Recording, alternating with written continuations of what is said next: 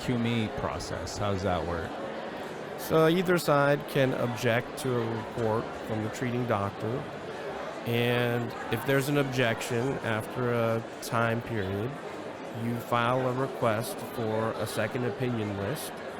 The QME panel is a list that's randomly selected of 3 doctors who are registered with the state as QME doctors, and you then have each side has time to strike one of the 3 doctors from the list, and whoever is the remaining doctor is the one who gets selected.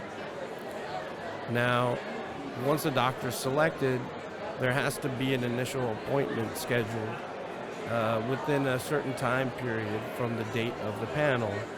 And unfortunately, in areas like in Oakland, there's some specialties like pain management where there's so few doctors and they're so busy that you're not going to get an appointment schedule within 4 or 5 months.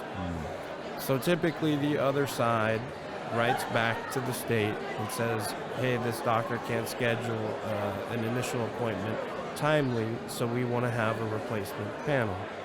Now, our experience, we have cases where we've had 5 QME panels issued, which means, Wow. Essentially each panel took 2 to 4 months to get, and meanwhile this person still hasn't been evaluated. It's insane, the system that we have. Wow. How do you talk to your injured workers, your clients, and what can you do, and what are there workarounds? Yeah, I mean, you can file for a hearing. You can try to convince the judge that, it's unfair, that it's an unreasonable and unnecessary delay. Some of the judges have gotten very creative. They have made handwritten lists and said, look, these are all AME quality doctors.